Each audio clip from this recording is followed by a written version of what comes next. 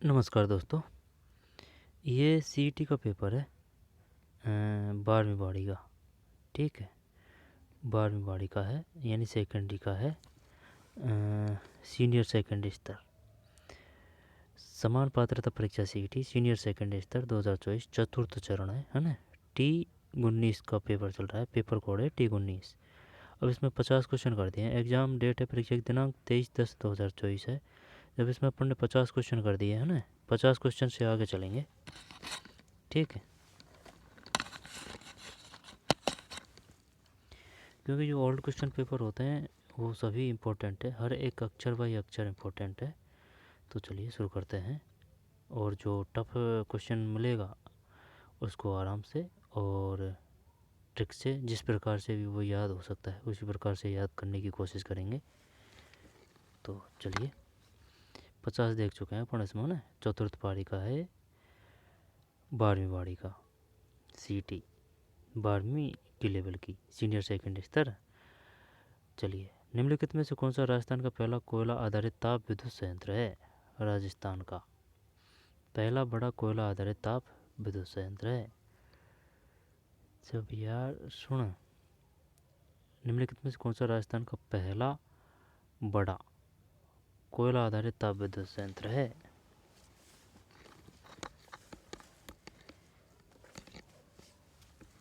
जब इसमें कौन सा आएगा, चलिए बताइए। सबसे बड़ा कौन सा है? सबसे बड़ा छबड़ा है, क्योंकि जो छबड़ा होता है ना, छबड़ा छबड़ा वह बड़ा है। इस प्रकार से याद कर रखा है, जैसे कि छबड़ा ढगोला, जैसे कि बोलते हैं ग्रामीण भाषा में छबड़ा, जिसमें जो बाजरे की बाल वगैरह होती है, यानी कि कृषि में काम में लिया जाता है छबड़ा। अगर परात देखिए, परात से बड़ा जैसे कि ढकोला या फिर छाबड़ा, वो है। ठीक है ना, बड़ा होता है। ये शायद 2.5 बाई 3 फुट या फिर 2 बाई 2 फुट इस प्रकार का होता है, इतना बड़ा होता है। ठीक, छबड़ा। तो इस प्रकार से याद कर रखा है, छबड़ा का चाबड़ा है ना विद्युत संयंत्र। देखते हैं 51 में क्या है। 51 में बी है, कोटा ताप विद्युत संयंत्र। लेकिन सुन मेरी बात, अगर वो पूछे सबसे बड़ा ताप विद्युत संयंत्र है, यहाँ तो कोयला आ रहा है, ठीक है ना, यहाँ तो कोयला आ रहा है, लेकिन अगर वह पूछे कि सबसे बड़ा ताप विद्युत संयंत्र कौन सा है, तो ये छबड़ा आएगा। ठीक, छबड़ा।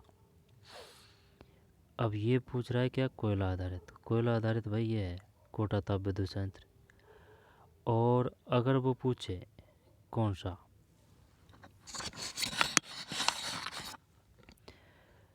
ये ओनली ताप विद्युत यंत्र, तो फिर स्रोतगढ़ करेगा इसमें। भाई सुन मेरी बात, अगर ये पूछ रहा है कोयला आधारित ताप विद्युत संयंत्र, तो चल ठीक है, कोटा ताप विद्युत संयंत्र है। लेकिन सबसे बड़ा जो विद्युत संयंत्र है ना, वो सबसे बड़ा आकार में वो छाबड़ा है। और ताप विद्युत संयंत्र कौन सा है? सूरतगढ़ विद्युत संयंत्र। ठीक है, कोयला आधारित कौन सा है? कोटा। और ये देखना पड़ेगा यार ये, लेकिन इसमें तो अपन श्योर है कि भाई सबसे बड़ा छपड़ा है ना, छपड़ा। अब ये पता नहीं है किसका है, पर कोयला का है या फिर विद्युत का है या फिर किसका है। चल देख लेंगे, आगे आ जाएगा ना, कोई ना कोई क्वेश्चन में तो आ जाएगा। लेकिन ये तो पता है ये छबड़ा सबसे बड़ा है। लेकिन यहाँ चक्कर सिर्फ ये का ही है कि भाई कोयला का तो ये हो गया कोटा ताप विद्युत संयंत्र। ठीक है, अब ये सूरतगढ़ भी है, लेकिन सूरतगढ़ जैसे कि परमाणु ऊर्जा से है ना, तापीय विद्युत संयंत्र है या फिर थर्मल है। तापीय कोई थर्मल बोलता है, ये है। अब ये कन्फ्यूज़ करते हैं तीनों क्वेश्चन, कोई ना। 51 में भी है कोटा ताप विद्युत संयंत्र। निम्नलिखित में कौन सा राजस्थान का पहला बड़ा कोयला आधारित ताप विद्युत संयंत्र? कोटा ताप विद्युत संयंत्र। कोटा ताप विद्युत संयंत्र। निम्न में कौन सा राजस्थान का पहला बड़ा कोयला आधारित ताप विद्युत संयंत्र? पहला बड़ा कोयला आधारित, कोयला है ना, कोयला और पहला कोटा ताप विद्युत संयंत्र। फिर 52 में, वह अभिक्रिया जिसमें उत्पाद ही उत्प्रेरक का कार्य करता है। पता नहीं है भाई। 52 में बी है, स्वतः उत्प्रेरित। स्वतः उत्प्रेरित।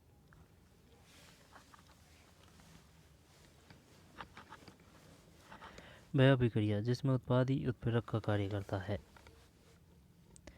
उत्पाद ही उत्प्रेरक का कार्य करता है, स्व उत्प्रेरित। ठीक। इसके बाद में एल्डिहाइड में उपस्थित कार्यात्मक फंक्शन समूह है। पता नहीं। 53 में बी है। फिर दिए गए यौगिक का IUPAC नाम है। 54 में ए है ना, 2 मिथाइल ब्यूटेन। और ये उपरोक्त अभिक्रिया में KMNO4 के रूप में कार्य करता है। 55 में भी है, ऑक्सीकरण कर्मक। ऑक्सीकरण कर्मक। फिर choose the most opposite English word for given word. दुरुत्साहन। दुरुत्साहन 56 में ए है, एब्टेमेंट है ना, 56 में ए। फिर 57 a portable case of holding है पेपर से drawing document ETC। Wardrobe briefcase. Briefcase कर दें किसमें? 57 नहीं, पोर्टफोलियो है भैया। A portable case for holding papers drawing and documents ETC portfolio 57 B. 58 में डी है ना, गुणसेट में बी है। भारत द्वारा अंतरिक्ष भेजा गया पहला उपग्रह था आर्यभट्ट है ये तो। आर्यभट्ट गुणसेट है ना, आर्यभट्ट। फिर एक सामान्य नेत्र के लिए स्पष्ट दर्शन की न्यूनतम दूरी या निकट बिंदु 25 सेंटीमीटर ली जाती है। यह वृद्धि व्यक्ति के लिए यह दूरी बढ़कर 50 सेंटीमीटर। 1 मिनट।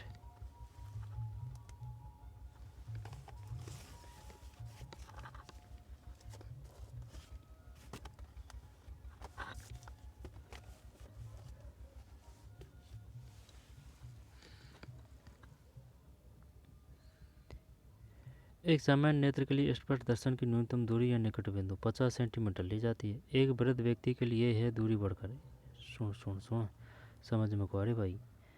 एक सामान्य नेत्र के लिए स्पष्ट दर्शन की न्यूनतम दूरी या निकट बिंदु 50 सेंटीमीटर ली जाती है। एक सामान्य नेत्र है ना, यानी कि नॉर्मल आँख के लिए स्पष्ट दर्शन, नेत्र यानी आँख के लिए स्पष्ट दर्शन की न्यूनतम दूरी या निकट बिंदु 50 सेंटीमीटर ली जाती है। ठीक है। एक वृद्ध व्यक्ति के लिए दूरी बढ़कर 50 सेमी तक हो जाती है। यदि व्यक्ति 50 सेंटीमीटर की दूरी से पुस्तक पढ़ने का प्रयास करता है तो प्रतिबिंब इमेज धुंधला प्रतीत होता है। नेत्र का यह दृष्टि दोष कहलाता है। तो इसका मतलब ये है, ये निकट की बात कर रहा है ना, निकट की देखने में समस्या है। तो निकट की में तो शायद दूर दृष्टि दोष, तो ये है ही नहीं, ये दूर दृष्टि दोष। निकट जरा दूर भी करें क्या इसमें? 60 में ये है यार, जरा दोष है भाई, जरा दोष। फ्रेश बायोपिया या जरा दोष।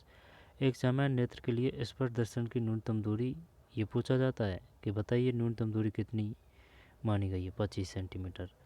एक वृद्ध व्यक्ति के लिए दूरी बढ़कर 50 सेंटीमीटर तक हो जाती है। यदि व्यक्ति 50 सेंटीमीटर की दूरी से पुस्तक पढ़ने का प्रयास करता है ना, 25 सेंटीमीटर से, तो प्रतिबिंब इमेज धुंधला प्रतीत होता है। नेत्र का यह दृष्टि दोष कहलाता है।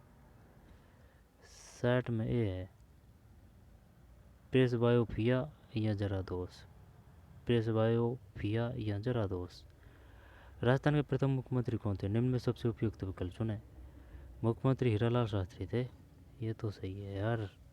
60 में सही है, हीरालाल शास्त्री। राज्य सरकार के मुख्य सचिव की नियुक्ति कौन करता है? मुख्य सचिव की बात आ रही है ना, जब मुख्य सचिव की नियुक्ति करेगा भैया मुख्यमंत्री करेगा। आई बात समझ में?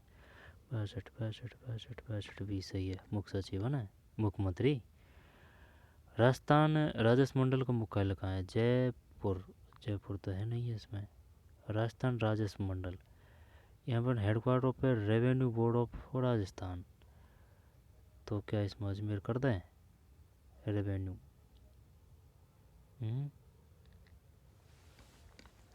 आरपीएससी बोर्ड है अजमेर में,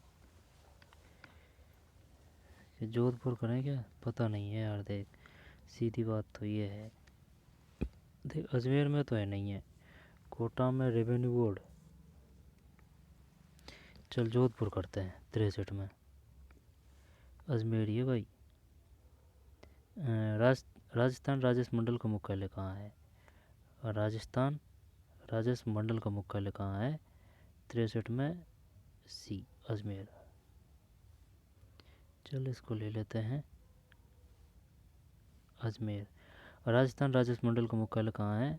63 में सी, अजमेर। गिरगिट मंडल अपने कृत्रिम परागण प्रयोग के लिए मटर के पौधे की कितनी शुद्ध प्रजनन किस्में उपयोग की?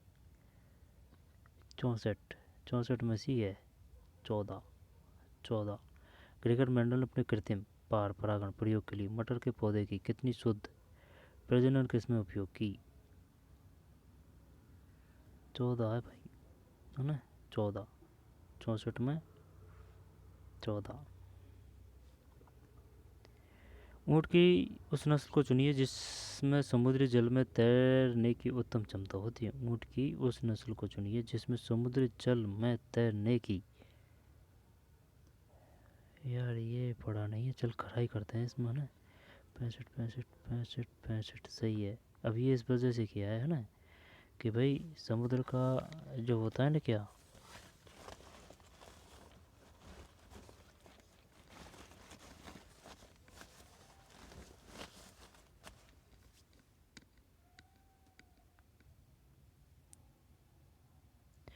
भाई, ये इस प्रकार से याद किया है। वैसे समुद्र का जो पानी होता है वह खारा होता है ना, तो भाई अब जो ये जो राजस्थान का अपना ये मरुस्थल है ना, पहले यहाँ समुद्र था।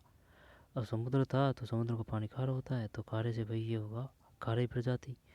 इस प्रकार से किया है और ये हो गया ठीक। 65 में सी, ऊँट की उस नस्ल को चुनिए जिसमें समुद्री जल में तैरने की उत्तम क्षमता होती है।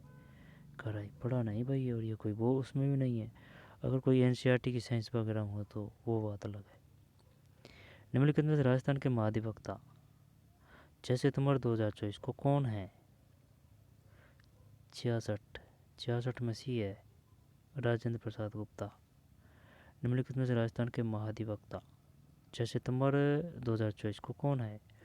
राजेंद्र प्रसाद गुप्ता है भाई, 66 में सी, है ना, राजेंद्र प्रसाद गुप्ता, 66 में सी, राजेंद्र प्रसाद गुप्ता।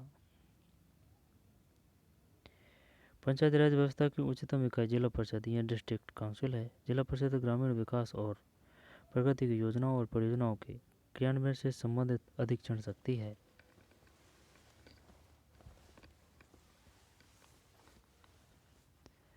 एक मिनट, पंचायती राज व्यवस्था की उच्चतम इकाई जिला परिषद है, ठीक है ना भाई। ऊपर जिला परिषद से नीचे तहसील, तहसील से नीचे फिर गांव है, गांव यानी कि जिला, जिला से नीचे फिर तहसील, तहसील के बाद में ये गांव है, ग्राम पंचायत।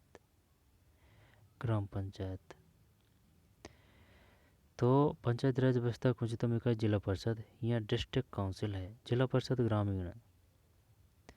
ग्रामीण विकास और प्रगति की योजनाओं और परियोजनाओं के क्रियान्वयन से संबंधित अधीक्षण शक्ति है। पंचायती राज व्यवस्था की उच्चतम इकाई जिला परिषद या डिस्ट्रिक्ट काउंसिल है। जिला परिषद ग्रामीण विकास और प्रगति की योजनाओं और परियोजनाओं के क्रियान्वयन से संबंधित अधीक्षण शक्ति है। जिला परिषद डिस्ट्रिक्ट काउंसिल की व्यवस्था कुछ क्षेत्र के प्रत्यक्ष निर्वाचित सदस्यों अर्थात जिला परिषद के एमएलए एमपी, पल्ला को पड़ रही यार, समझ में को आ रही बात। पंचायती राज व्यवस्था की उच्चतम इकाई जिला परिषद या डिस्ट्रिक्ट काउंसिल है, ठीक है। जिला परिषद ग्रामीण विकास और प्रगति की योजनाओं और परियोजनाओं के क्रियान्वयन से संबंधित अधीक्षण शक्ति है। जिला परिषद डिस्ट्रिक्ट काउंसिल की व्यवस्था उस क्षेत्र के प्रत्यक्ष निर्वाचित सदस्यों अर्थात जिला परिषद के एमएलए एमपी द्वारा की जाती है। चल दोनों को सही कर दिया क्या 67 में। कथन एक सही है किंतु सेकंड गलत है 67 में सी। ये है भाई, पंचायती राज व्यवस्था की उच्चतम इकाई जिला परिषद या डिस्ट्रिक्ट काउंसिल है। जिला परिषद ग्रामीण विकास और प्रगति की योजनाओं और परियोजनाओं के क्रियान्वयन से संबंधित अधीक्षण शक्ति है। जिला परिषद डिस्ट्रिक्ट काउंसिल की व्यवस्था उस क्षेत्र के प्रत्यक्ष निर्वाचित सदस्यों अर्थात जिला परिषद के एमएलए एमपी द्वारा की जाती है। 67 में सी है, ये गलत है। जिला परिषद की व्यवस्था उस क्षेत्र के प्रत्यक्ष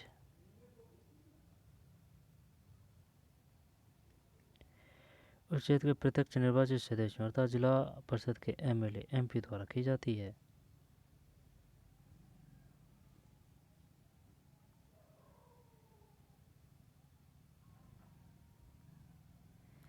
छोड़ है ना, ये है इसमें सी है। और 68 में भी सी है। 69 में बी है। 70 में बी है। 71 में सी है। फिर 72 में इसको तो अपन करते हैं ना। भारत सरकार के नए राष्ट्रमार्ग टोल संग्रहण प्रणाली पर विचार कर रही है, यह किस तकनीक पर आधारित होगा। भारत सरकार एक नए राष्ट्रमार्ग टोल संग्रहण प्रणाली पर विचार कर रही है, यह किस तकनीक पर आधारित होगा। बार कोडिंग स्कैनिंग 72 नहीं, global navigation satellite system. Bharat सरकार एक नए राष्ट्रमार्ग टोल संग्रहण प्रणाली पर विचार कर रही है। भारत सरकार एक नए राष्ट्रमार्ग टोल संग्रहण प्रणाली पर विचार कर रही है, यह किस तकनीक पर आधारित होगा। Global navigation satellite system. The government of India is planning to implement a new highway toll connection system based on which technology. Highway toll connection system based on which technology. Global navigation satellite system है। DRDO ने 18 अप्रैल 2024 को स्वदेशी प्रौद्योगिकी cruise missile ITCM का सफल उड़ान परीक्षण कहाँ किया।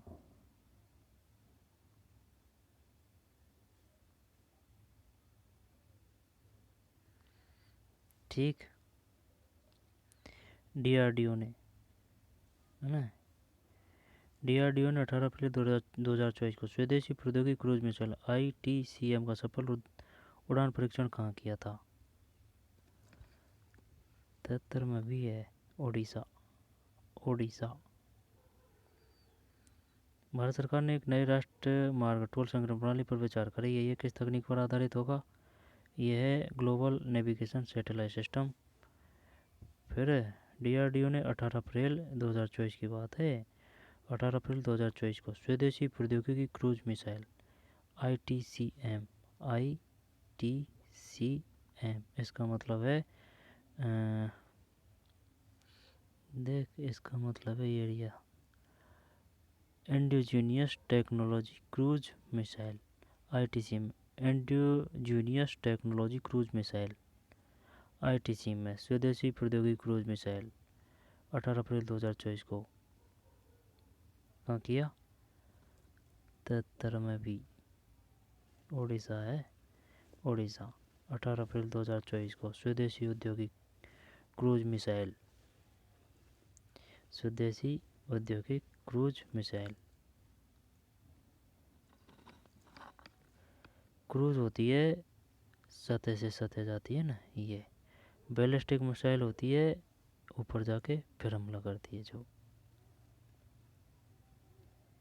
ठीक, 18 अप्रैल 2024 की बात है, ओडिशा है ना, ओडिशा। और ग्लोबल नेविगेशन सैटेलाइट सिस्टम और राजस्थान के महाधिवक्ता 6 सितंबर 2024 को कौन है? राजेंद्र प्रसाद गुप्ता। राजेंद्र प्रसाद गुप्ता। और ऊँट की उस नस्ल जिसमें समुद्री जल में तैरने की उत्तम क्षमता होती है, खराई है, खराई। और ये ग्रेगर मैडम में कृत्रिम पार परागण प्रयोग के लिए मटर के पौधे की कितनी शुद्ध प्रजनन किस्में उपयोग की है? 14 है 64 में। राजस्थान राजस्व मंडल का मुख्यालय, राजस्व मंडल का मुख्यालय कहाँ है? अजमेर है ना। राजस्व मंडल 63 में सी अजमेर है। राजस्थान राजस्व, ये तो पता है। राजस्थान पुस्तक राजस्व मंडल ये अजमेर में है, लेकिन ये पुस्तक नहीं दिया है, सिर्फ राजस्व मंडल दिया है। राज्य सरकार के मुख्य सचिव की नियुक्ति कौन करता है? मुख्यमंत्री। राजस्थान के प्रथम मुख्यमंत्री कौन थे? हीरालाल शास्त्री। 61 सही है ना? सही है। और ये इसमें कौन सा हो गया? ये प्रेस बायोपिया या जरा दोष 60 में।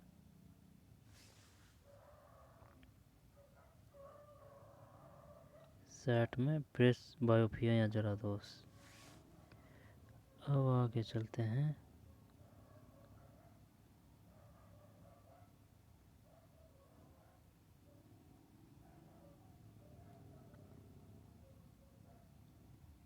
ये हो गया ना, कौन सा? ओडिशा। ITCMS का मतलब है, ITCMS का indigenous technology cruise missile. ITCM indigenous technology cruise missile. Cruise endogenous technology cruise missile ITCM। Todgarh रावली वन्यजीव अभयारण्य स्थित है। टोडगढ़ रावली वन्य राजस्थान 74। टोडगढ़ रावली वन्यजीव अभयारण्य है ना, राजस्थान में स्थित है। मार्च 2024 में CBSE के नए अध्यक्ष के पद पर किसे नियुक्त किया गया? 75 में भी है, राहुल सिंह। मार्च 2024 में CBSE मार्च 2024 में CBSE के नए अध्यक्ष पद पर किसे नियुक्त किया? राहुल सिंह है भाई, राहुल सिंह। मार्च 2024 में CBSE